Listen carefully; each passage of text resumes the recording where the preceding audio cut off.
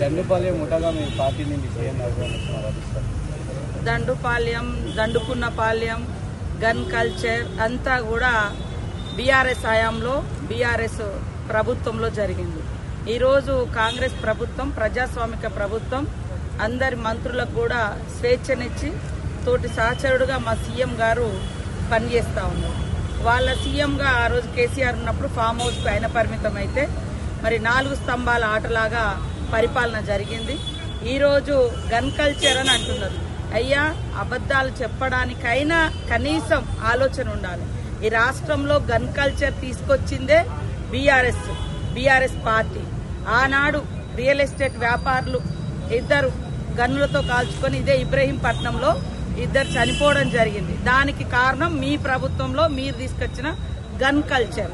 అయ్యా, నీతులు చెప్తున్న హరీష్ రావు గారు అబద్ధానికి నిలువెత్తే సాక్ష్యం నువ్వు. ఇవాళ సిద్దిపేట సబ్ రిజిస్ట్రార్ కార్యాలయంలో మీ హయాంలో మరి గన్ను చూపి 45 లక్షలు ఎత్తుకుపోయిన కల్చర్ మీ ప్రభుత్వంలో ఆనాడు జరిగినటువంటి గన్ కల్చర్.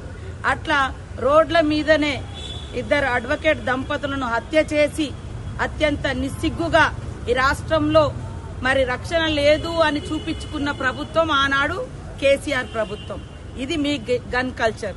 ఈరోజు మాది ప్రజాప్రభుత్వంలో ప్రజలు స్వేచ్ఛగా ఉన్నారు. అదేవిధంగా మంత్రులు కూడా స్వేచ్ఛగా మాట్లాడుతున్నారు. ఎంత నీచంగా తయారైనారంటే వాళ్ళ పత్రికలు, వాళ్ళ టీవీలు అబద్దాలను ప్రచారం చేసుకోవడం కోసం వాళ్ళు నడిపిస్తున్నట్టుగా ఉంది. నేను ఒకటే సవాల్ చేస్తున్నా హరీష్ రావుకి. నేను ఎప్పుడు నా కుటుంబ సభ్యులను లాగలే గాని ఈరోజు నా తల్లిదండ్రుల మీద నేను ప్రమాణం చేసి చెప్పగలుగుతా. నిన్న క్యాబినెట్ లో ఒక్కటంటే ఒక్కటి వ్యక్తిగత విమర్శలు గాని, వ్యక్తిగత ప్రయోజనాల గురించి గాని, వ్యక్తుల గురించి గాని చర్చ జరగలేదని నేను చెప్పగలుగుతా. నన్ను గన్న సమ్మక్క సాక్షిగా నేను చెప్పగలుగుతా.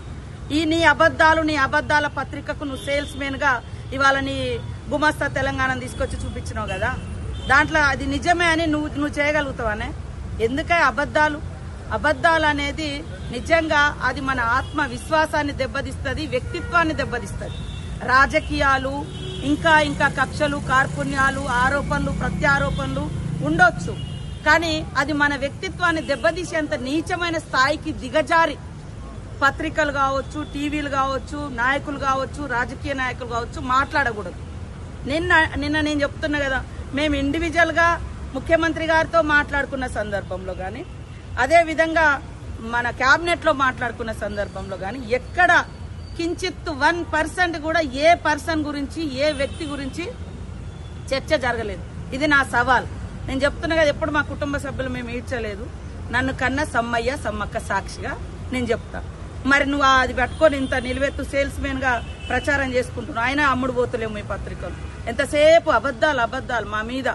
ఇది కరెక్ట్ కాదు. నిజాయితీగా నిజాల మీద పోరాటం చేయండి. నిజాలు ఏమున్నాయో వాటి మీద పోరాటం చేయండి. అది మంచిగా ఉంటుంది. కానీ అబద్ధాన్ని ఇవాళ అంటాం కదా, అబద్ధం ఊరంతా తిరిగి వచ్చేలోపు నిజం బయటకు వచ్చేసరికి అబద్ధం ఊరంతా తిరిగి వస్తాను. మీరు ఆ సిద్ధాంతాన్ని నమ్ముకున్నారు. అది ఎప్పుడు పనిచేయదు. ఎప్పుడైనా నిజాలే నిలకడగా ప్రజలకు తెలుస్తాయి. వాస్తవాలు తెలిసినప్పుడు వార్తలు పెడతారు మీలాంటి అబద్దాల కోర్లను. ఈరోజు దీపావళి పర్వదినాన చార్మినార్లోని భాగ్యలక్ష్మి అమ్మవారిని దర్శించుకోవడం జరిగింది.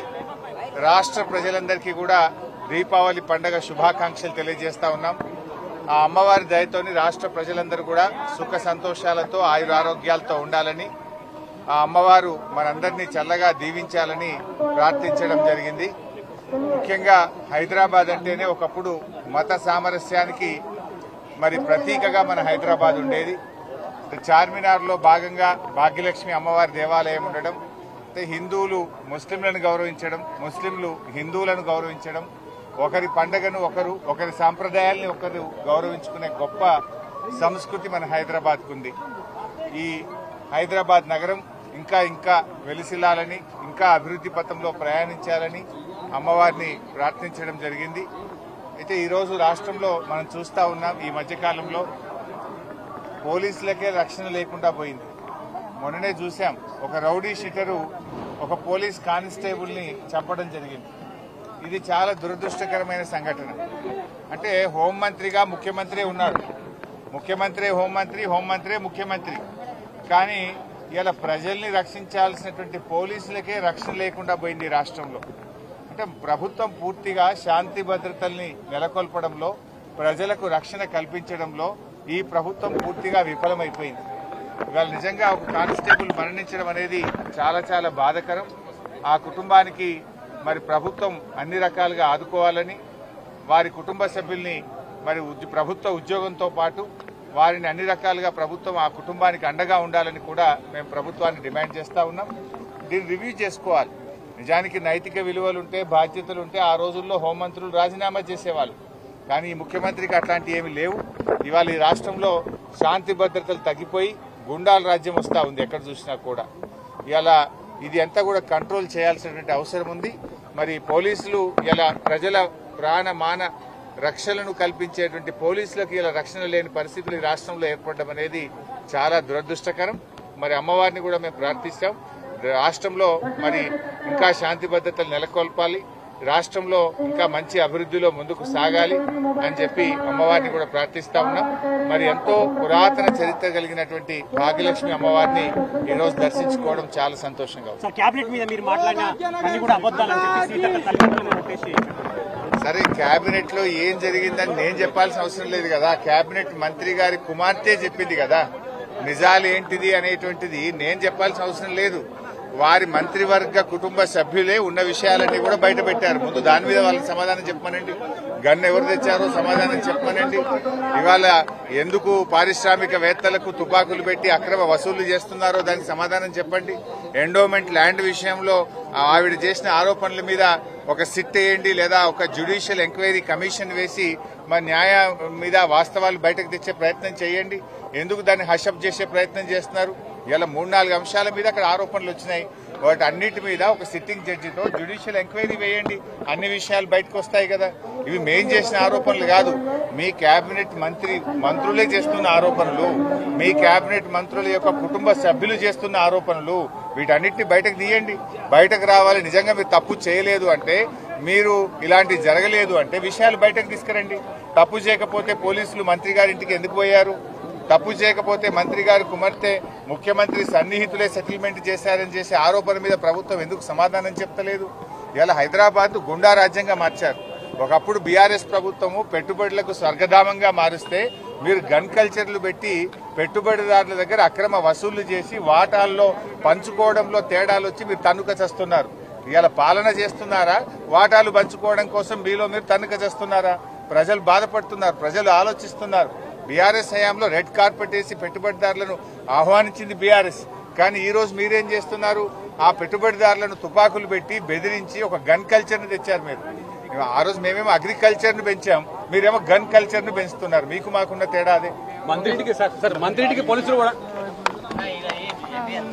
హిట్ టీవీ యాప్, ఇందులో short news, live news, entertainment shows, movies, digital magazines తో పాటు మీ జిల్లా వార్తలను కూడా ఫ్రీగా చూడొచ్చు.